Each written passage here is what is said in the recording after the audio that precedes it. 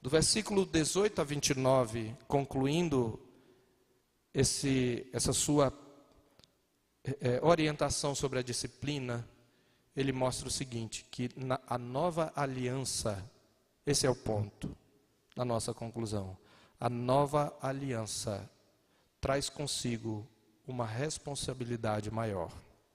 Você lembra que ele está mencionando exemplos do passado, né? Ele mencionou a raiz de amargura, e indiretamente está mencionando Deuteronômio, e ele mencionou o exemplo de Esaú. E agora ele faz uma aplicação do menor ao maior. E o que ele vai dizer aqui nesses versos 18 a 29? Ele vai dizer que a realidade a qual chegamos não é uma realidade mais frouxa em relação à santidade. Pelo contrário, é uma realidade mais terrível e solene. A gente tem a mania de, naquela visão errônea, dizer, olha, aquela época era a época da graça. Olha, Deus, ele naquela época castigava mais. Alguns até dizem que o Deus do Velho Testamento não é o mesmo Deus e Pai do Senhor Jesus Cristo. Que o Deus e Pai do nosso Senhor Jesus Cristo é amor. Aquele Deus era ira. Isto é uma heresia, meus irmãos. Porque a coisa que os judeus mais enfatizavam era, em primeiro lugar, a misericórdia de Deus. Leia os Salmos. Como é que Deus é descrito em Êxodo 33? Senhor, Senhor, Deus longânimo, clemente, tardio em irar-se, grande em benignidade, que se arrepende no mal, que perdoa a iniquidade, o pecado e a transgressão, ainda que não inocente o culpado. As misericórdias do Senhor são a causa de não sermos consumidos. O Deus do Velho Testamento é o Deus da graça. E ao mesmo tempo o Deus do Novo Testamento é também um Deus de ira. Olha o que ele diz aí.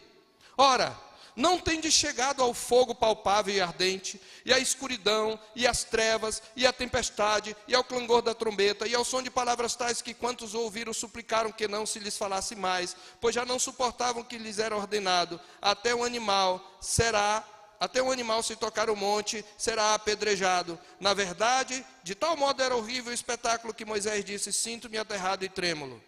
Tudo isto é uma descrição de quê? Você sabe? Êxodo 19. Sinai. E se você abrir em Êxodo 19, você vai ver. Quando Deus baixou sobre o monte, uma nuvem escura envolveu o monte, uma escuridão, trevas envolveram o monte. O monte começou a tremer, houve um terremoto. O monte começou a fumegar. Relâmpagos desciam sobre o monte. E quando Deus falava, a sua voz era como de trovão. Você pode ler, Moisés falava ao Senhor, o Senhor lhe respondia do trovão. Era um espetáculo horrível. O povo disse assim, Moisés, a gente não quer mais ouvir a voz de Deus não. Fala tu com o Senhor e depois tu fala para nós, porque nós vamos morrer. Deus disse, olha, se um animal que for tocar o monte, coloca cerca, coloca estacas, coloca sinais, para que ninguém ultrapasse Moisés, porque vai morrer por causa da minha santidade que está sobre o monte. O próprio Moisés, sinto-me aterrado e tremo. Isso aqui é uma alusão já a quando depois que Moisés teve o episódio do bezerro de ouro, ele estava temendo diante do Senhor por causa daquele episódio da idolatria.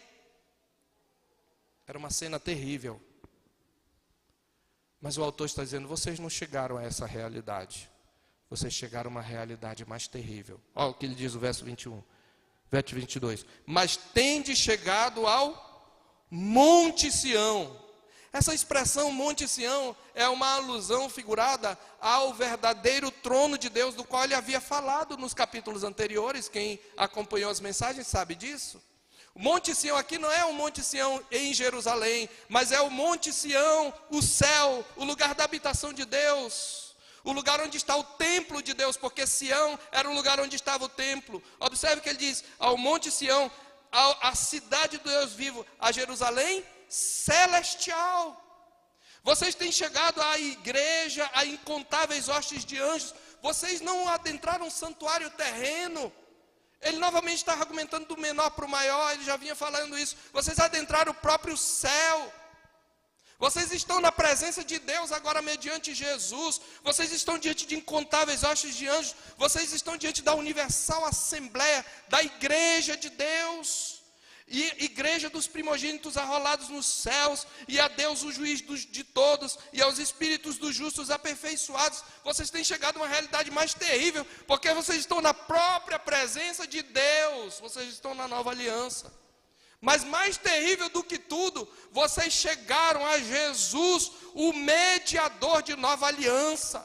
Vocês chegaram ao sangue que fala coisas superiores ao próprio Abel. Você lembra que ele havia dito que Abel, mesmo depois de morto, no capítulo 11, ainda fala, mas o sangue de Abel pediu o quê? Pedia vingança, pedia a justiça de Deus.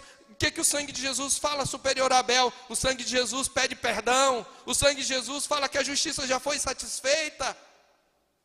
Nós chegamos a toda essa realidade. O Filho de Deus já morreu, ele já ressuscitou, já venceu a morte. Essa é uma realidade maior, mas aumenta a responsabilidade. Por isso ele diz: tende cuidado, não recuseis ao que fala, pois se não escaparam aqueles que recusaram ouvir quem divinamente os advertia sobre a terra. Quem? Moisés. Observe, ele os advertia divinamente, era de Deus a advertência. Só que Moisés era um homem terreno, pecador. Muito menos nós, os que nos desviamos daquele que dos céus nos adverte, o Senhor Jesus.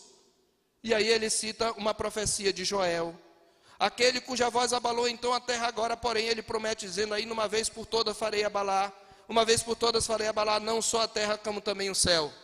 E quando ele cita Joel, aqui ele está citando, na verdade, Ageu, melhor dizendo, desculpem, Ageu capítulo 2, verso 6, ali era uma profecia escatológica de Ageu. E quando Ageu, lá no capítulo 2, verso 6, falando da era escatológica, da era messiânica, diz: ainda uma vez por todas farei abalar não só o céu, também a terra, ele está fazendo também uma alusão ao Monte Sinai. Ele está dizendo: olha, vai haver um novo Sinai. E ele está se referindo, na verdade, à vinda do Filho de Deus, à encarnação do Filho de Deus. E quando ele viesse, ele faria abalar o céu e a terra. E o autor aos Hebreus interpreta: quando ele diz, ainda uma vez por todas, significa a remoção dessas coisas abaladas, como tinham sido feitas, para que as coisas que não são abaladas permaneçam. O que ele quer dizer é, quando veio o Senhor Jesus, cumpriu a profecia de Ageu, ele removeu a velha aliança.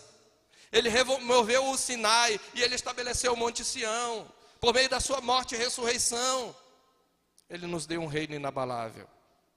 E qual é a conclusão disso? Por isso, veja o verso 29.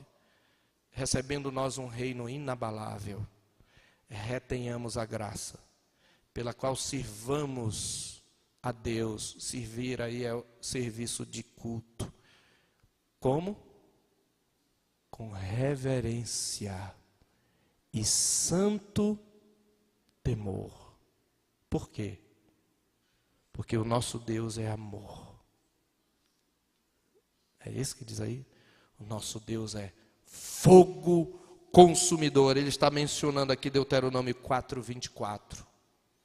Deus, Senhor teu Deus, é fogo que consome. Ele é Deus zeloso. Ele vai separar o joio do trigo. A realidade que temos é mais terrível. Por isso nós temos um compromisso bem mais grave e sério e solene com a santidade do que os próprios crentes da velha aliança. Por isso, meus amados irmãos, nós devemos ter reverência e santo temor. Igreja, olha aqui para mim, eu já estou concluindo. Nós somos o santuário do Deus vivo. Sabe que Deus fazia no acampamento no meio de Israel? O povo, até para fazer necessidades, ele tinha que ter um pau, um pedaço de madeira. Para ir num determinado local, obviamente estão num deserto, não tem banheiro. Ele fazia suas necessidades. E ele tinha que cavar um buraco e enterrar os detritos. Sabe por quê? Não era por questão de higiene, não. Claro que isso ajudava na higiene. A mensagem é: o Deus Santo está em nosso meio. Não deve haver impurezas. Irmãos, o Deus Santo está aqui. O Deus Santo habita em nós. Aquele de cuja presença fugirão os céus e a terra habita em nossa igreja. Não podemos tolerar o pecado em nosso meio. Nós devemos passar por cima do nosso orgulho, nós devemos passar por cima da nossa covardia e devemos combater o pecado primeiro em nosso coração e depois no meio da comunidade. E quando somos disciplinados, nós temos que agradecer a Deus, porque isso é bênção. Disciplina é bênção. Porque o nosso Deus é fogo consumidor. E nós devemos ser disciplinados pelo Senhor, para não sermos condenados com o mundo.